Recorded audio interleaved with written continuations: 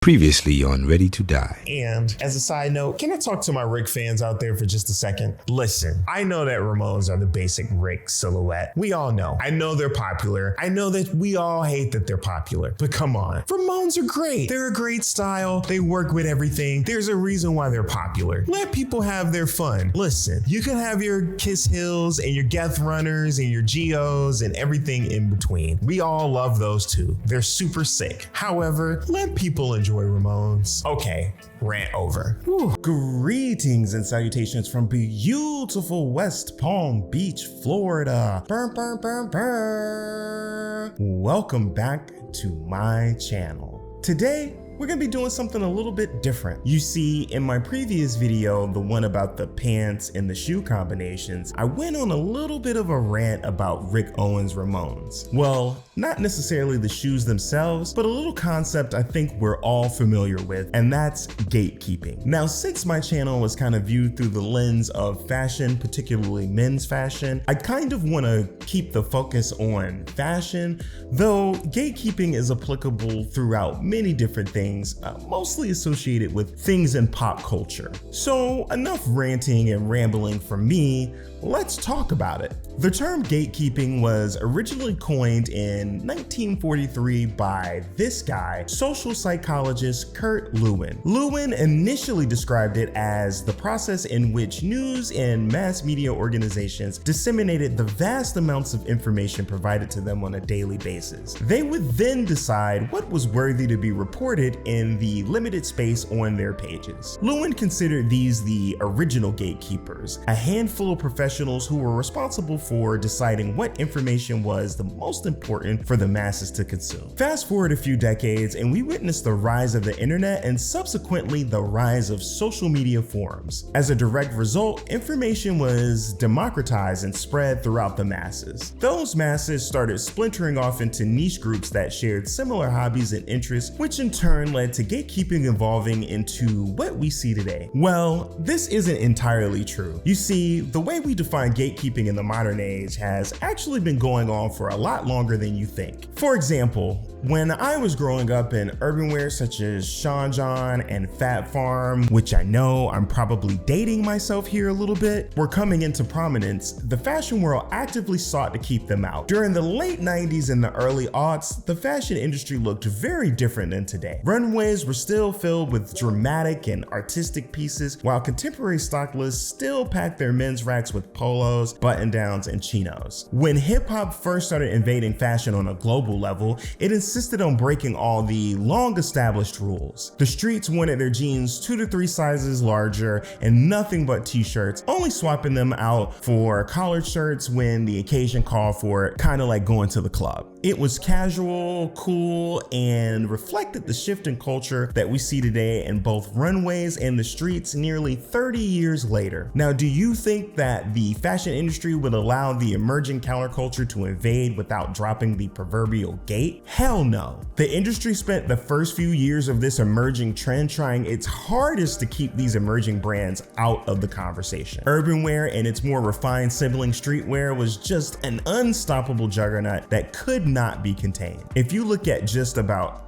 any section of pop culture, which is what I was saying before, you could find countless examples of this type of gatekeeping being applied at the macro and micro level. This brings us up to modern day social media flexing, Reddit forums dedicated to the most niche of the niche audiences, and online echo chambers designed to validate a singular point of view. In this world, gatekeeping is a badge of honor. It's typically propagated by a few groups, the OGs, the super fans, and the rich boy, as well as many more. For the purposes of this video, we're just gonna focus on those initial 3. The OGs say, I was on this before it was popular, and are usually irritated when something they love becomes mainstream as it makes it more difficult for them to obtain. With more people seeking to buy, plus the resale vultures circling the proverbial wagon to buy up all of the stock, the OG gets priced out of the market. The frustration is definitely understandable. I've lived long enough to see this happen to a number of brands and styles that I've loved over the years, being regulated to just watching them become overpriced and oversaturated. Now, the superfan is a different type of animal. Their favorite brand is a part of their identity, often refusing to venture outside of that brand's aesthetic. They are usually known as the insert whatever brand guy. They know just about everything about a particular brand and can be quite the snob. Oh, I only wear mainline because everything else sucks. They function as a great source of knowledge, but if you're not wearing the right thing, they probably won't even talk to you. If you can get them to talk though,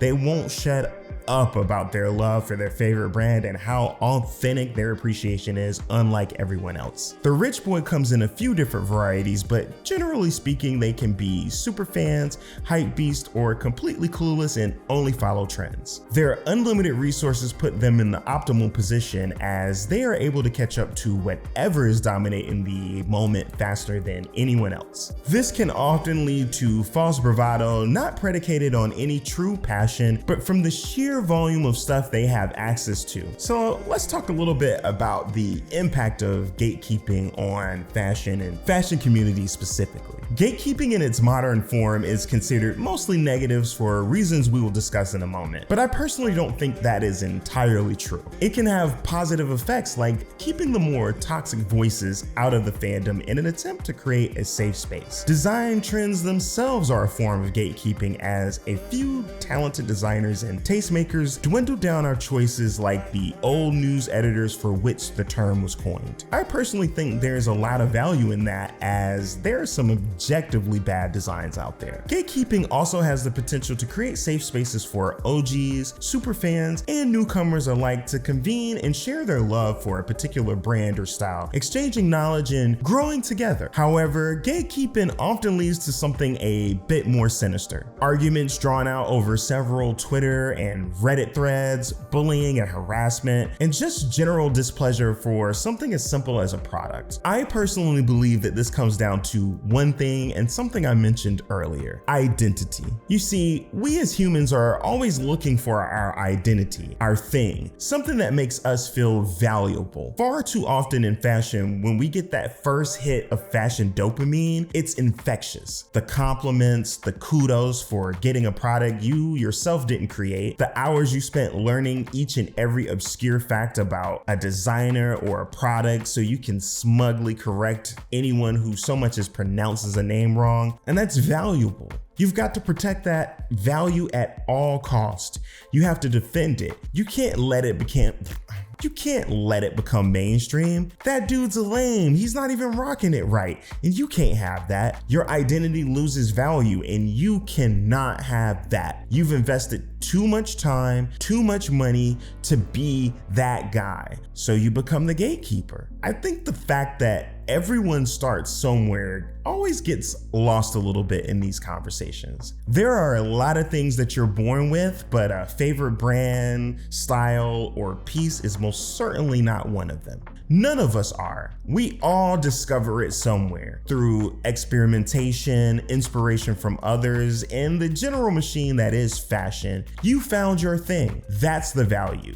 Not the physical objects, but your journey in finding those things. How they make you feel when you look at yourself in the mirror and you say, God damn it, I nailed it. Everyone needs space to explore and to discover, to make mistakes, to learn and grow into their style and into the objects that complement them. We as fans should be here to support one another, to help validate the love that others have for the same things that we fell for. Being in before anyone else does not make anyone better than anyone else. I understand all too well that the more something grows in popularity, the harder it becomes to obtain, whether it be from availability to pricing. I would argue, however, that it creates a new challenge for you in finding something new, to get that thrill again of looking at an object or a style or a brand and seeing something in it that the masses haven't seen yet. That's what fashion is: constant exploration and reinvention, a way to express your creativity and share your perspective on style. It is also also a functional utility designed to protect you from the elements, but not from other humans. Let's embrace one another and help each other out along our style journey. Let's work to keep those toxic elements out and show that there's room for everyone in our communities. Let's enjoy fashion, style, and design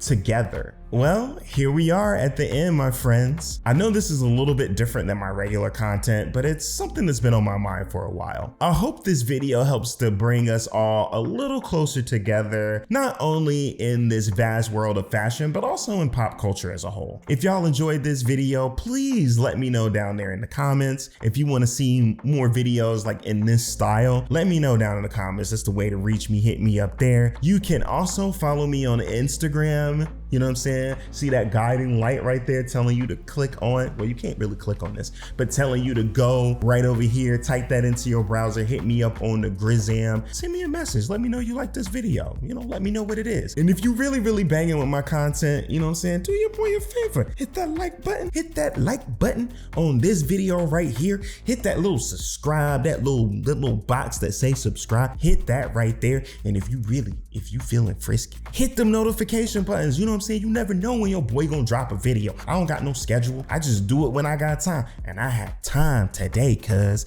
I had time. Anyway, outro is mad long. No Boy Smells candle today, but definitely check out Boy Smells, one of my favorites. You know what I'm saying? Bang, bang, bang. You know what I'm saying? And other than that, you know what I'm saying? I'll be back again soon, but I just really wanted to talk about this. I really wanted to do this new video style. I do want to call out the variable lighting. You know what I'm saying? I'm playing around with some different lighting styles right now. So I'm sorry if the viewing experience isn't as consistent as I would like it be. As you can see, you got that natural sunlight over here to my left. The sun decided to come out today, so here's where we at. But anyway, I appreciate y'all as always. Thank you so much for watching my videos. Until next time, peace.